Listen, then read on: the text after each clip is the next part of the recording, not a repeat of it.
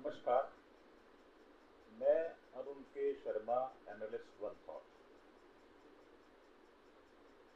जैसा कि आपको पता है कि मोदी साहब ब्रिक्स सम्मेलन में भाग लेने के लिए 2 जुलाई से 10 जुलाई तक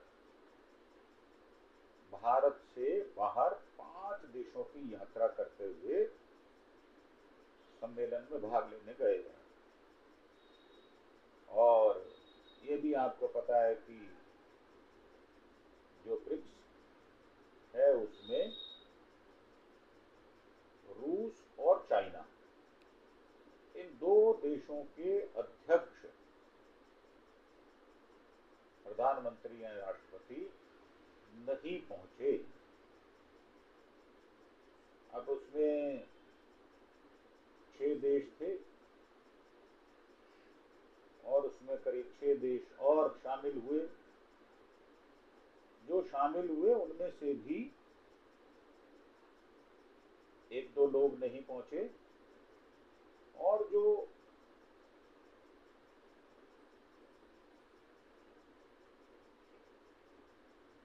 आयोजित कर रहा है इस समिट को, वो तो मेजबान देश हो गया, उसको तो रहना ही है वहां पर। उसके अलावा ब्रिक्स ऐसा लगता है कि प्रभावहीन हो रहा है। अब वो ना तो पहलगाम की वहां कोई बात हो रही है। मोदी जी ने अवश्य कहा है कि ये जो अटैक था पहलगाम का, ये इंसानियत पर चोट था। और ट्रंप की धमकी भी इस समिट के साथ जुड़ी हुई है। ब्रिक्स ने मात्र पहलगाम हमले की निंदा की है। नए देश जुड़े तो हैं, पर उन पर जो ट्रंप साहब ने कहा है कि एक्स्ट्रा टैरिफ लगाया जाएगा।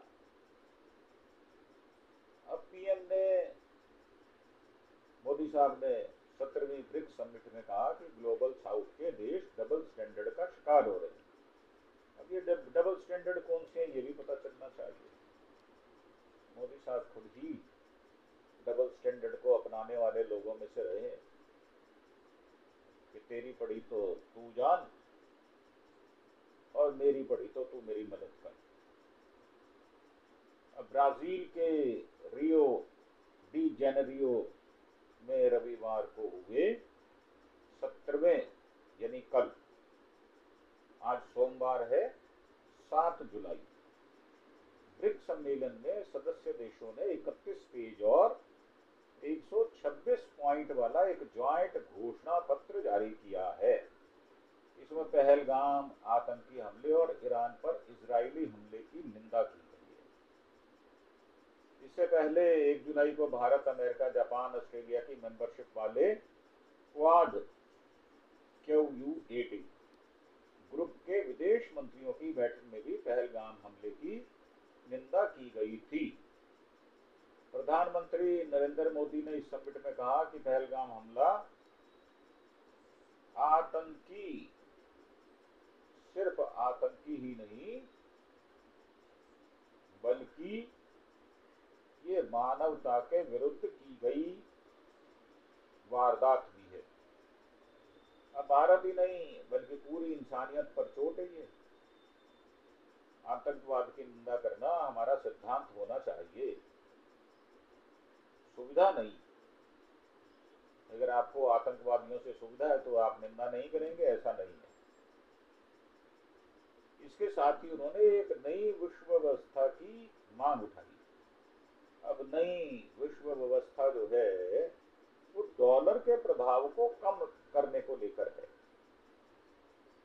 मोदी ने कहा कि 20वीं सदी में बनाई गई वैश्विक संस्थाएं 21वीं सदी की चुनौतियों से निपटने में नाकामयाब हैं और नाकाम हैं। उनका इशारा डॉलर की तरफ था। और एआई के दौर में तकनीक हर हफ्ते अपडेट होती है, लेकिन एक वैश्विक संस्थान 80 सालों में एक बार भी अपडेट नहीं होता। 20वीं सदी के टाइपराइटर 21वीं सदी के सॉफ्टवेयर को नहीं चला सकते। अब उनका इशारा ये है कि क्रिप्टो मनी या फिर जो हमारे ब्रिक्स देश में जो 28% आबादी आती है पूरे विश्व की, वो एक ऐसी करेंसी चलाएं आपस में रुपए पैसे का लेन देन ना हो, एक एंट्री चली जाए एक आ जाए, मात्र उससे काम चल जाए, और जो अमेरिका की ये धौंस पट्टी है कि लेन देन उसके द्वारा ही होगा, वो समाप्त हो जाए। वहीं अमेरिकी राष्ट्रपति ट्रंप ने ब्रिक्स से जुड़ने की इच्छा रखने वाले नए देशों पर एक्स्ट्रा 10% टैरिफ का ऐलान किया है। अब ग्लोबल साउथ के देश अक्सर डबल स्टैंडर्ड का शिकार हो रहे हैं। अपने ही ब्रिक्स के जो नए बने देश हैं, ये मुझे लगता है कि उनको सुनाने वाला काम है। चाहे विकास हो, संसाधनों की बात हो, सुरक्षा से जुड़े मुद्दों की, ग्लोबल साउथ को कभी प्राथमिकता नहीं दी गई। इनके बिना वैश्विक संस्थाएं ऐसे मोबाइल की तरह हैं जिसमें सिम कार्ड तो है लेकिन नेटवर्क नहीं है। अब मोदी साहब का अपना ही नेटवर्क उड़ा पड़ा है, देश की हालात बहुत खराब है। एक छोटी सी घटना बता देता हूँ आपको कि हिमाचल प्रदेश में पिछले 13-14 दिनों में 18 से 20 बार बादल फटा है, 100 के करीब लोग मर गए हैं, 250 करीब के लोग घायल हैं। और मोदी जी अपने मजे लेने के लिए बाहर 17 लाख की आबादी वाले देश में जाके झुंझुना बजा रहे हैं। अब ये ब्रिक्स में पीएम मोदी के संबोधन की जो अहम बातें हैं वो हम आपको बताना चाहते हैं। अब ब्रिक्स की असली ताकत है इसकी विविधता। पीएम मोदी ने कहा है कि ब्रिक्स देशों की अलग अलग सोच और बहुध्रुवीय दुनिया में भरोसा ही नहीं, इसकी सबसे बड़ी ताकत है। न्यू डेवलपमेंट बैंक एनडीबी को सोच समझकर निवेश करना चाहिए। उन्होंने कहा है कि बैंक को सिर्फ उन्हीं प्रोजेक्ट्स में पैसा लगाना चाहिए जो जरूरी हो, लंबे समय तक फायदे वाले हों और जिससे बैंक की साख बनी रहे। विज्ञान और रिसर्च के लिए साझा प्लेटफॉर्म बनाने का सुझाव दिया। तो इस सुझाव में खुद कहां तक खरे उतर रहे हो वो भी बता देना जरा। पीएम मोदी ने एक ऐसा ब्रिक्स रिसर्च सेंटर बनाने का प्रस्ताव रखा जहां सब देश मिलकर विज्ञान और टेक्नोलॉजी पर काम कर सके, संसाधनों का गलत इस्तेमाल ना हो। मोदी ने कहा कि किसी देश को यह हक नहीं कि वो किसी भी संसाधन को सिर्फ अपने फायदे के लिए या हथियार की तरह इस्तेमाल करे। तो संसाधनों के साथ साथ संस्थाओं का भी इस्तेमाल गलत नहीं होना चाहिए। और मोदी साहब खुल्लम खुल्ला देश की जो 5 बड़ी संस्थाएं हैं उनका खुल्लम खुल्ला ऐसा इस्तेमाल कर रहे हैं जो शर्म के लायक है। डिजिटल कॉन्ट्रैक्ट पर कंट्रोल जरूरी है। अब उन्होंने कहा कि हमें ऐसा सिस्टम बनाना चाहिए जिससे पता चले कि डिजिटल जानकारी असली है या नहीं, वो कहाँ से आई है और उसका गलत इस्तेमाल ना हो। तो मैं सीधा आक्षेप लगा रहा हूँ कि जो अडानी का पैसा मॉरिशस के थ्रू, जिसमें ना तो आपको कारण देना है ना अकाउंट नंबर देना है, कोई इंफॉर्मेशन नहीं है, लाखों करोड़ रुपया जो वाया मीडिया आता है हवाला के, और हिंदुस्तान में वो वाइट पैसा हो जाता है, कैसे हो जाता है उसका भी जवाब आपको देना पड़ेगा। खरबों खरबों रुपए आप उनके माफ कर देते हो देश के, और उसके बाद कटोरा लेके घूमते हो आप। तो ये आपकी जो अनोखी निराली जो अदा है भीख मांगने वाली, उस पर भी अंकुश लगाओ। देश में लोग 85 करोड़ लोग कटोरा लेके आपके द्वारे पे खड़े हैं और आप हर कटोरे में 5 किलो अनाज डाल रहे हो, तो आपको शर्म आनी चाहिए थोड़ी बहुत। भारत ने कहा कि एआई इम्पैक्ट समिट, अब पीएम मोदी ने कहा कि जल्दी भारत है आर्टिफिशियल इंटेलिजेंस एआई पर एक बड़ा सम्मेलन करेगा। अरे भाई, सम्मेलन करना, भव्यता से करना, अच्छे अच्छे कपड़े पहनना, सम्मेलन से पहले कल्चरल प्रोग्राम करना, डांस होना, तबला बजाना, पीपनी बजाना, ड्रम बजाना, ये तो मोदी का शगुन रहा है हमेशा से और यही काम करना चाह रहा है वो। अब वो चाहता है कि रोज रोज सेलिब्रेशन हो, रोज रोज नए नए डांस देखने को मिले। तो इससे उनका अभी मन भरा नहीं है, 10-11 साल हो गए हैं ये सब करते करते। तो वो बहाना बहाने ढूंढते हैं, और बल्कि यहाँ तक हो गया कि किसी की मौत हो जाए तो भी वो डांस ही देखना पसंद करते हैं, जहां तक मेरी बात है। या शगुफा छोड़ना, या फिर गप हाँकना, या जोकरों की तरह मजाक उड़ाना, ये काम उनका बड़ा कुशलता से होता है, और वो कर भी रहे हैं और करते भी रहेंगे, जहां तक मेरा विश्वास है।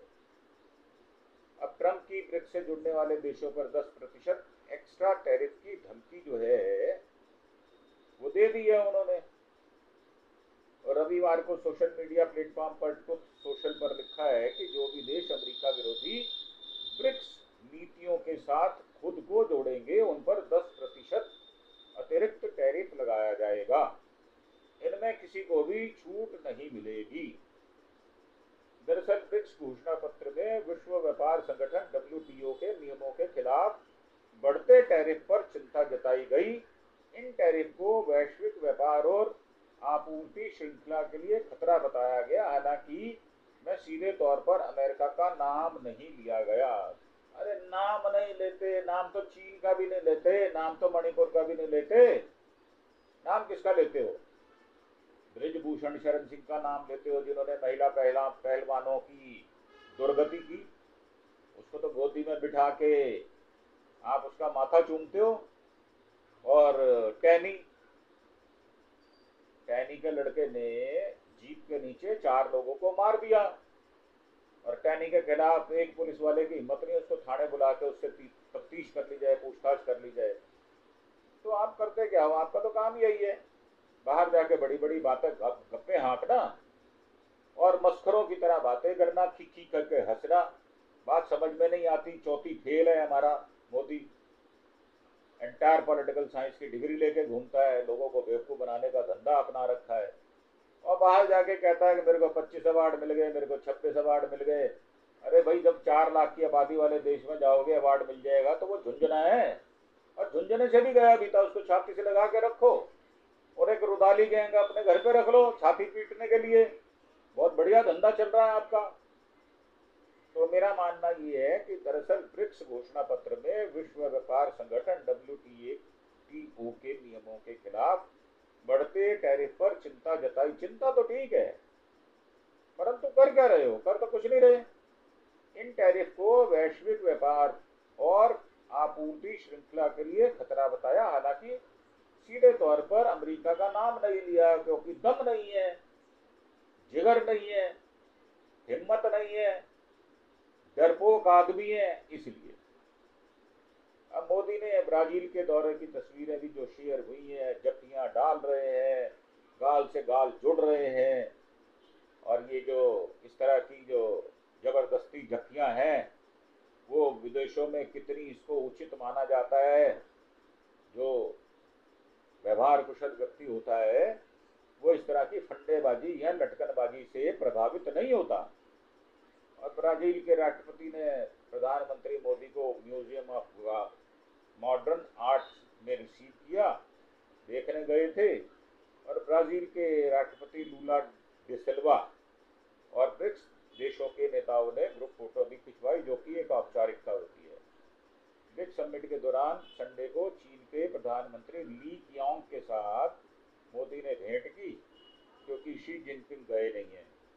और रविवार को रियो डी जेनेरियो में 17वें ब्रिक्स सम्मेलन के दौरान दक्षिण अफ्रीका के राष्ट्रपति सिरिल रामफोसा से बातचीत करते हुए फोटो भी शेयर की गई है। और ये वही रामफोसा साहब हैं। मोदी जी, कुछ अक्ल ले लो इनसे थोड़ी बहुत, अगर मिल जाए उधार ले लो। जब उन्होंने ये कह दिया था अमेरिकी राष्ट्रपति को कि ट्रंप साहब, हमारे पास तो विमान देने के लिए पैसे नहीं है, हम तो गरीब देश हैं, और आप उन देशों की कदर करते हो जहां पे आपको 400-500 करोड़ के विमान दिए जाते हैं, आप तो उनकी परवाह करते हो और उनको गोदी में बिठाते हो, तो हमारे पास तो नहीं है। तो उस समय ट्रंप की शक्ल देखने वाली थी, ऐसे मुंह लटक गया था जैसे किसी निराश व्यक्ति का लटक जाता है। अब आप उनसे ही थोड़ी ले लो हिम्मत उधार, कुछ दिलेरी उधार, कुछ डरपोकपना छोड़ दो, कुछ उनसे वीरता की, पुरुषता की बात कर लो, शायद आप में भी आ जाए। अब चीन ने ब्रिक्स देशों को से ग्लोबल ऑर्डर सुधारने की अपील की है।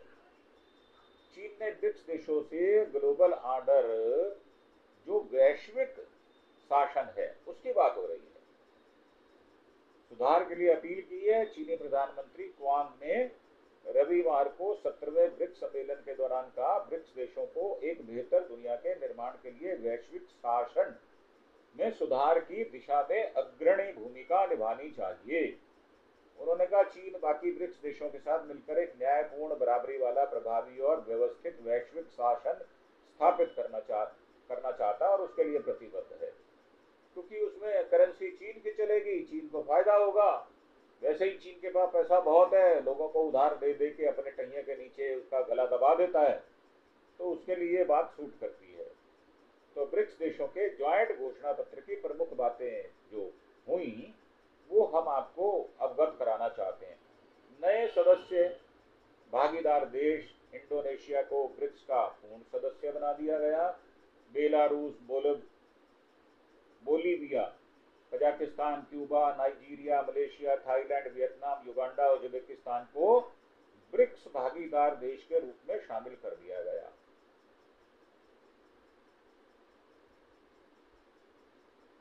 करीब 10 या 11 देश हैं जो शामिल हो गए हैं। अब संयुक्त राष्ट्र में भारत और ब्राजील की भूमिका जो है वो चीन और रूस ने संयुक्त राष्ट्र, खासतौर पर सुरक्षा परिषद यूएनएससी में भारत और ब्राजील की बड़ी भूमिका का समर्थन किया है।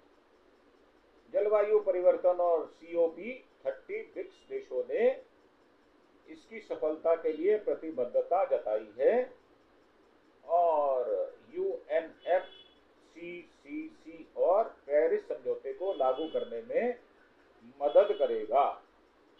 भारत की 2028 में COP33 की मेजबानी की उम्मीदवारी का स्वागत किया गया है। अब ब्रिक्स अध्यक्षता जो है वो ब्राजील की 2025 की इसकी सराहना की गई है और भारत को 2026 में ब्रिक्स अध्यक्षता और 18वें ब्रिक्स शिखर सम्मेलन की मेजबानी के लिए समर्थन दिया गया है। अवैध प्रतिबंधों की निंदा की गई है। उन्होंने एक तरफा प्रतिबंधों की निंदा की जो अंतर्राष्ट्रीय कानून और संयुक्त राष्ट्र चार्टर के खिलाफ है। ग्लोबल ट्रेंड जो एक तरफा टैरिफ लगाने के लिए फैसलों पर चिंता जताई गई जो विश्व व्यापार संगठन WTO के नियमों के खिलाफ है। पारदर्शी और समावेशी ट्रेड सिस्टम का समर्थन किया गया जिसमें विकासशील देशों से बिना भेदभाव का व्यवहार शामिल है। आतंकवाद के खिलाफ एकजुटता, आतंकवाद को किसी धर्म, देश, सभ्यता या जातीय समूह से जोड़ने से इनकार कर दिया गया। 22 अप्रैल को जम्मू कश्मीर के पहलगाम में हुए आतंकी हमले और ईरान पर इजरायली हमले की कड़ी निंदा की गई। संयुक्त राष्ट्र की तरफ से घोषित आतंकवादियों और आतंकी संगठनों के खिलाफ ठोस कार्रवाई की मांग की गई।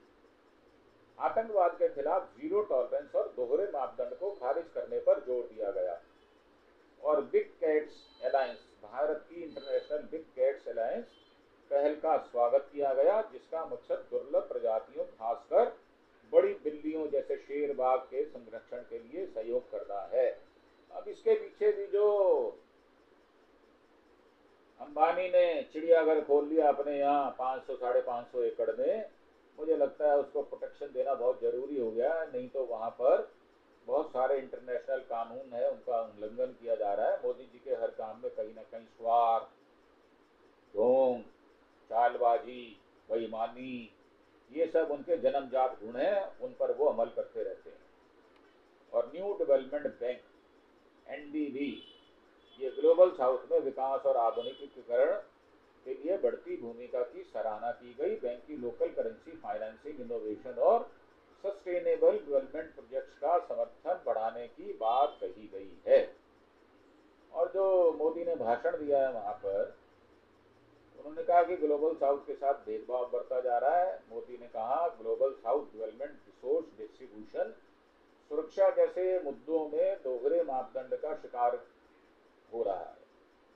ग्लोबल साउथ के हितों को प्राथमिकता नहीं दी गई, लेकिन भारत हमेशा मानवता के हित में अपने स्वार्थों से ऊपर उठकर काम करता है।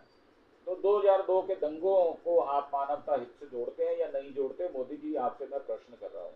उसमें 3500 के करीब मुसलमान मारे गए थे, तो आपने उनके लिए ना माफी मांगी, और जो किसान आंदोलन में 780 किसान मारे गए थे उसके लिए भी आपने माफी नहीं मांगी। तो आप मुझे बताएं कि वो मानवता के हित में मरे या आपने मार दिए, तो उसमें कौन सा हित निहित था, उसके बारे में आप जरूर बताएं, ये आपको बताना चाहिए। और ब्रिक्स का विस्तार और सुधार, ब्रिक्स का विस्तार और नए देशों का शामिल होना उसकी इसकी समय के साथ बदलने की क्षमता को दर्शाता है। मोदी ने कहा कि संयुक्त राष्ट्र सुरक्षा परिषद, यूएनएससी, विश्व व्यापार संगठन डब्ल्यूटीओ और न्यू डेवलपमेंट बैंक में सुधार की जरूरत पर बल दिया। आतंकवाद पर कड़ा रुख अपनाया उन्होंने। आतंकवाद को मानवता के लिए सबसे बड़ी चुनौती बताया है। 22 अप्रैल 2025 को जम्मू कश्मीर के पहलगाम में हुए आतंकी हमला भारत की आत्मा, पहचान और गरिमा पर हमला है, जो पूरी मानवता के खिलाफ है। ये बात बिल्कुल ठीक है, और हम इसके समर्थन में उनके शब्दों के साथ साथ पूरी भावना के साथ उनके साथ जुड़े हुए हैं। आतंकवाद पर सख्ती की मांग, आतंकवाद की निंदा को सिद्धांत बनाना चाहिए, ना कि सुविधा के आधार पर हो। आतंकवाद पर प्रतिबंध लगाने में कोई हिचकिचाहट नहीं होनी चाहिए। आतंकवाद के पीड़ितों और समर्थकों को एक ही तराजू में नहीं तोला जा सकता, जैसा कि ट्रंप ने तोला है। अब ट्रंप के पास जो तगड़ी है, जिसको आप कह देते हैं तराजू है, वो ऐसी ही तराजू है। वो जिसको मर्जी, वो चूहे को रख के एक पल्ले में और दूसरे पल्ले में हाथी को रख के वो कहते हैं हो गया, दोनों का वजन बराबर है। ये बात बिल्कुल ठीक है। व्यक्तिगत और राजनीतिक कायदे के लिए या फायदे के लिए आतंकवाद को मौन समर्थन देना स्वीकार्य नहीं होगा या स्वीकार नहीं किया जा सकता। आप उसको मौलाना मुनीर को बुला लेते हो, उसको गोदी में बिठा के उसका माथा चूमते हो, उसके गाल चूमते हो ट्रंप साहब, और आपने जो सीरिया में एक आतंकवादी को वहां राष्ट्रपति बनवाने में बड़ी मदद कर दी आपने, और आपने अभी रक्षा मंत्री को भी बुलवाया, उसके साथ बिरयानी खा रहे हो, कुछ खा रहे हो, कुछ कर रहे हो, जफ्फियाँ डाल रहे हो और उनको प्रमोशन दे रहे हो आप। तो आप, मुझे लगता है आप भी आतंकवादियों की श्रेणी में आते जा रहे हो, और आपको चाहिए नोबेल शांति पुरस्कार, तो कैसे मिल जाएगा? ऐसा है, आप भी एक छाती पीटने वाला मोदी की तरह स्यापा ग्रुप खरीद लो, राजस्थान में मिल जाता है, जिसको हम रुदाली गैंग कहते हैं, और अपने बाहर व्हाइट हाउस पे उसको बिठा लो। जो कोई भी आएगा और रुदाली गैंग रोना पीटना, छाती पीटना शुरू कर देगा, ऐसा लगेगा ट्रंप साहब बहुत बेचारे आदमी हैं। तो ये शांति और सहयोग पर जोर दिया है। पश्चिम एशिया में यूरोप तक फैले विवाद और तनाव पर चिंता जताई, खासतौर से गाजा की स्थिति पर। भारत बुद्ध और गांधी की धरती है, यह युद्ध हिंसा को खारिज करता है।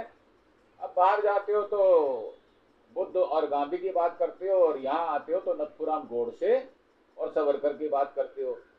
तो दोगला कौन? ये दोगला मोदी कौन है? एकला मोदी तो हमें पता था, ये तो दोगला मोदी है। यहाँ पे आता है तो दंडवत प्रणाम करता है सावरकर को, नथुराम गोडसे के सामने लेट जाता है, उसका मंदिर बनाता है, हार चढ़ाता है उसके गले में, और बाहर जाता है तो बुद्ध और गांधी का नाम लेता है। तो ऐसा दोगला आदमी जो होता है वो देश के किस काम आएगा, ये मुझे समझ में नहीं आता। भारत दुनिया को विभाजन और संघर्ष से दूर ले जाने और संवाद, सहयोग और एकता की दिशा में ले जाने की हर कोशिश का समर्थन करता है। भारत सभी मित्र देशों के साथ सहयोग और साझेदारी के लिए प्रतिबद्ध है। और ब्रिक्स सम्मेलन में राउंड टेबल कॉन्फ्रेंस में मोदी ने हिस्सा लिया। इस दौरान विदेशी मंत्री एस जयशंकर भी मौजूद थे। अब मोदी रियो के बाद ब्रिसीलिया जाएंगे और 17वीं ब्रिक्स समिट जहां हो रही है, रविवार को पीएम मोदी इसमें शामिल हुए हैं। ब्राजील के 3 दिनों के दौरे पर हैं। सोमवार यानी आज वे ब्रिक्स के पर्यावरण से जुड़े फोरम में हिस्सा लेंगे। इसके बाद वे राजकीय दौरे पर राजधानी ब्रिसीलिया भी जाएंगे। ब्रिसीलिया में पीएम मोदी राष्ट्रपति लूला डी सिल्वा से द्विपक्षीय मुलाकात करेंगे। और भारत विदेश मंत्रालय ने बताया कि भारत ब्राजील 4 समझौतों पर हस्ताक्षर करेगा। रिन्यूएबल एनर्जी, आतंकवाद विरोधी सहयोग, कृषि अनुसंधान, गोपनीय जानकारियों का आदान प्रदान। अब विदेश मंत्रालय ने प्रेस कॉन्फ्रेंस कर पीएम मोदी के ब्राजील दौरे और ब्रिक्स समिट से जुड़ी जानकारियों को साझा किया है। ब्रिक्स दरअसल है क्या? अब ये आधिकारिक वेबसाइट है। 11 प्रमुख उभरती हुई अर्थव्यवस्थाओं वाले देशों का समूह है। इसमें ब्राजील, रूस, भारत, चीन, दक्षिण अफ्रीका, मिस्र, इथोपिया, ईरान, संयुक्त अरब अमीरात, यूएई, सऊदी अरब और इंडोनेशिया शामिल हो गया है। इसका मकसद इन देशों के बीच आर्थिक, राजनीतिक और सामाजिक सहयोग को बढ़ावा देना है। इसमें शुरुआत में 4 देश थे जिनमें ब्रिक कहा जाता था। यह नाम 2001 में गोल्डमैन सैक्सेस के अर्थशास्त्री जिम ओ नील ने दिया था। तब उन्होंने कहा था कि ब्राजील, रूस, भारत और चीन आने वाले दशकों में वैश्विक अर्थव्यवस्था को आगे बढ़ाएंगे। बाद में ये देश एक साथ आए और इस नाम को अपना लिया। अब 2009 में स्थापना हुई। संस्थापक देश 4 थे। 2010 में साउथ अफ्रीका के शामिल होने के बाद ब्रिक्स बन गया, एस लग गया। 2024 में 4-5 देश मिस्र, इथोपिया, ईरान, यूएई शामिल हो गए और 2025 में इंडोनेशिया और सऊदी अरब ने इसको ज्वाइन कर दिया। तो 2024 में Belarus, Bolivia, Kazakhstan, Cuba, Malaysia, Nigeria, Thailand, Uganda, Uzbekistan को पार्टनर देशों के रूप में ब्रिक्स में शामिल किया गया। अब ब्रिक्स की बहुत सारी जानकारियां हैं। क्योंकि एपिसोड लंबा हो रहा है तो इसलिए इसको दूसरे एपिसोड में आपको बताने का प्रयास किया जाएगा। तो इसी के साथ हम आपसे इस एपिसोड को समाप्त करने की आज्ञा लेते हैं और साथ ही ये प्रार्थना कि आप हमारे चैनल अरुण के शर्मा एनालिस्ट वन थॉट को सब्सक्राइब अवश्य करें। अब एक दिन स्वास्थ्य उचित न होने के कारण हमने कोई वीडियो डाला नहीं था। तो आज हमने शुरुआत की है। अब आपको आज 4 से 5 वीडियो आपको सुनने को मिलेंगे और भिन्न प्रकार की जानकारियों से ओतप्रोत आपको हम सूचनाएं उपलब्ध कराएंगे। इसी के साथ आपसे आज्ञा लेते हुए कि आप हमारे चैनल अरुण के शर्मा एनालिस्ट वन थॉट को सब्सक्राइब अवश्य करें। और अंत में हम आपका धन्यवाद और थैंक यू भी करते हैं। जय हिंद, जय भारत।